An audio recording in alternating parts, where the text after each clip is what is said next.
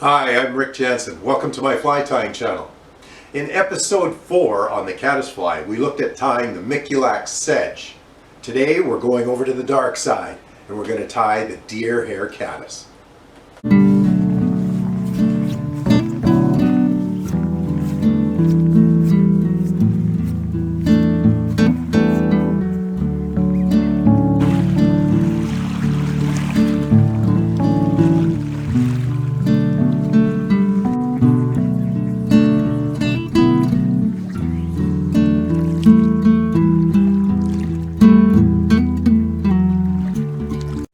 Welcome to my fly bench. In today's episode we look at tying the deer hair caddis. We are going to be tying it in a smaller size than the Miculax sedge and in darker colors. My intention is to demonstrate to you the ranges of sizes and colors that the natural can come in. So let's take a look at the materials you're going to need to tie this fly.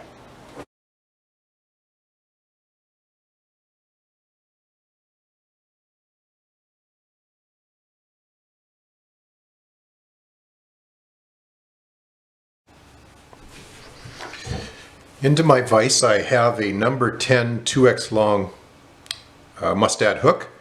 To that I am attaching my 6/0 black tying thread.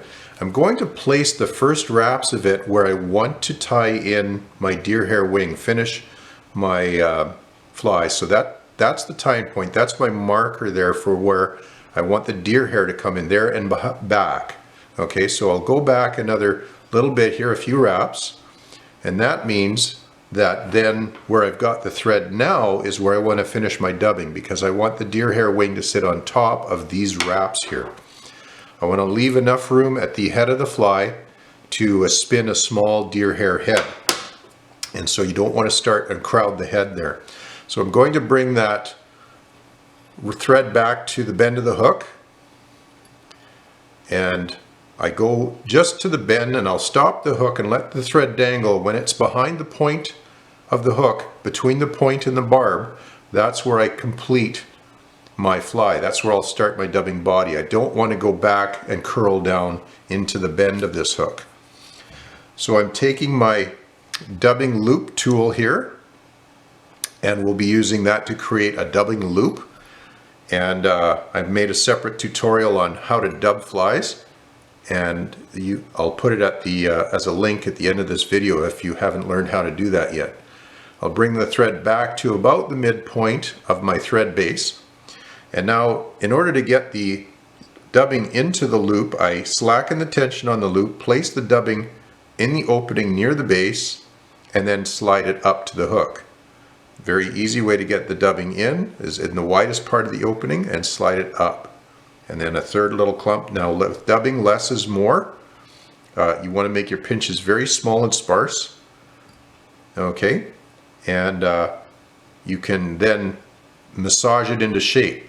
So I'm spinning the dubbing loop tool, and as I'm doing so, I'm redistributing some of that dubbing about on the noodle there, so that I don't have excessively thick or thin patches, trying to get it as even as I can. If I get some loose bunches, that's okay. I just pull it off and add it back to the dubbing pile. Okay, I've got a dubbed noodle there that's fairly even. And now I begin winding that around the shank of the hook. Now, when you do dubbing, you want to go sparse on that, because it's easy to build up a dubbing body by doing more wraps on top of previous wraps. It's much harder to thin it down if your clusters and lumps are too large. So you want to keep it sparse, and then build up the body by multiple wraps in the same area, and you get a more durable fly and a better looking one too, with the proportions that you're looking for.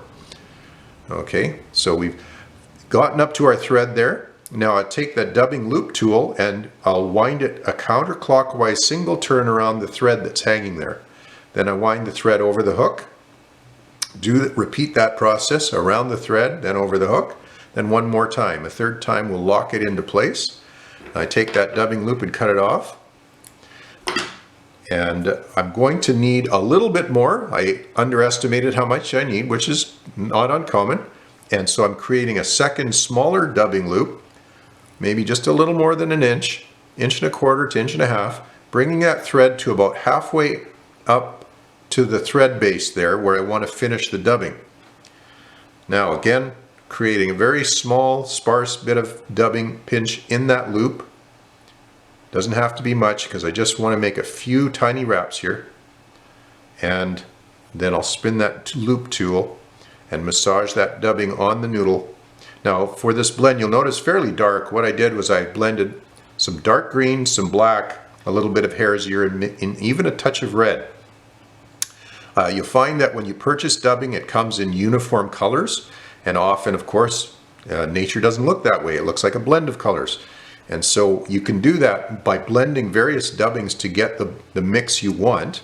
There's various ways of going about that, but I've found the easiest for me is to use the family's old coffee bean grinder and stick the pinches in there at the ratios I want, and then give it a buzz, and I get the exact mix of dubbing color I want. Now I've got that dubbing to where I want it, and I'm going to tie it off in the same fashion as I did that first dubbing loop, going around and over 3 times to lock that in place. And for the wing, I'm going with black-tailed deer hair, as I have a plentiful supply of it. You could go with mule deer hair, or if you went with whitetail, you can use the hairs from the back of the whitetail if you can get the darkest hairs that you can off of that. I'm pinching off a cluster that's not too large. Now you'll notice all the tips are at various lengths, so I'll stick them in my stacking tool and give those a series of taps, and these things come out nicely aligned after just a short series. Now you see all the tips are aligned, short series of taps on the tabletop. Now I'll take that deer hair wing and in my right hand adjust it along the length of the hook to where I want the length. I want it just beyond the bend of the hook. Not too far back, not too short, just longer than the dubbing body beyond the bend of the hook there. And I'm switching it from my right hand to my left, pinching everything. I'll give it a loose loop, bring that down, give it a second loose loop, bring that down, and now I'll cinch up, and you see as I cinch up, these tag ends will flare out. And then I give it a series of very strong wraps. That's why I like the 6/0 versus 8/0 thread. I want to be able to put some tension on that. Okay, now we'll cut off all those tag ends, trim them to a shape here. I'll pull the thread out of the way with my finger to cut any hairs there on the bottom side of the hook. You don't want to cut that thread. You have to rewrap your wing in there altogether. Start over. Okay, now we bring in 2 hackle fibers. First, our grizzly hackle, which is this barred black and white hackle. Tie that into place. And then a fine furnace hackle, which is a reddish brown. And pluck one out of the cape here. It's being stubborn. There we go. There's my furnace hackle. And you could go with red here or brown, a reddish brown. Or I like the furnace. I've got a very good cape of it, so that's what I'm using today. I also tie that into place and then cut off the tag end of that one. We'll leave those hang there because we're going to spin a very small deer hair head right in this bare shank of the hook here. It adds to the flotation, creates the shape and size of a head, and we want that spun on there. So we use a smaller cluster of deer hair. Doesn't have to be very large. And we don't bother stacking it this time, as that would be redundant. So we'll take it there about the midway point. Now we're going to bring our thread forward of that deer hair base for the wing, just in front of it there. And then we hold that about the midpoint and wrap it around the deer hair and spin it into place. And you see all those ends flare out. And now we'll maybe throw a second small cluster on there. I'm going to push that back. See if I can get a tiny cluster more on there.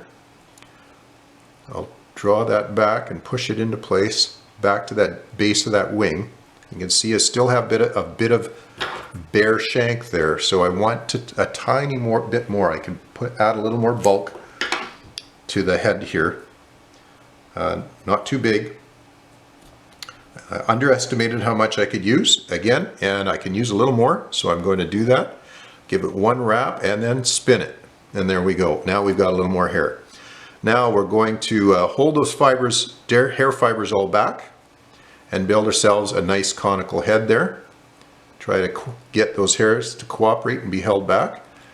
And we build up a nice conical head. Not too big. We're going to whip finish this without cutting our thread. So I put on the whip finish tool, we'll give that 4 wraps.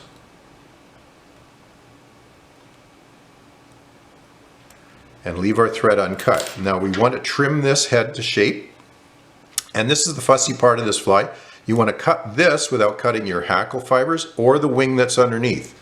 So that's the dividing line. These hackle fibers lay down, and anything in front of or on top of those hackle fibers I'm going to cut off. Anything below them I'm going to leave.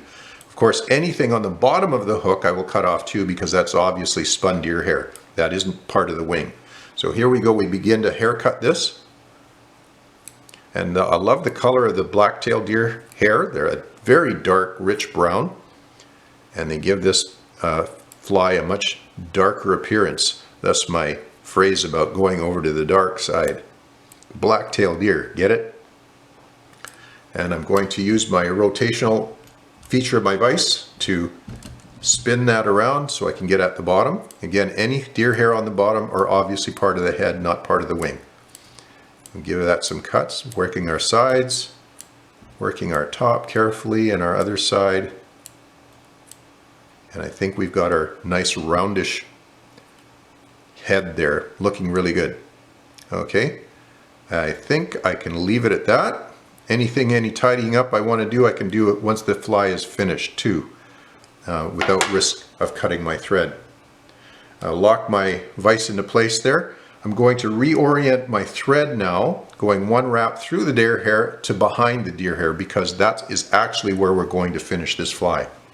Now I start with my grizzly hackle. I'm going to give that about 3 or 4 wraps. I go up through the deer hair and then come back. That's enough of that, 3 wraps. Again, winding the feather around the base of the thread that's hanging there, and then bring the thread over the hook. Wind the feather tip around the thread, then over the hook.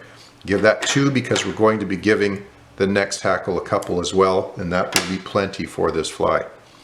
Again, now taking my furnace hackle and following the same path I did with the grizzly, up through the deer hair and then back, and now winding it around the thread, the tip, and then over the hook, around the thread, and over the hook. We got a very nice bushy head there, highly floatable, looks like a lot of scampering legs, very tempting for trout, and we'll simply whip finish that in place.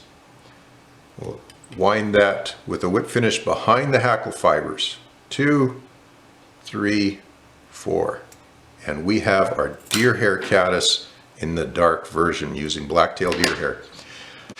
Tight lines, good luck out there, and thank you for watching.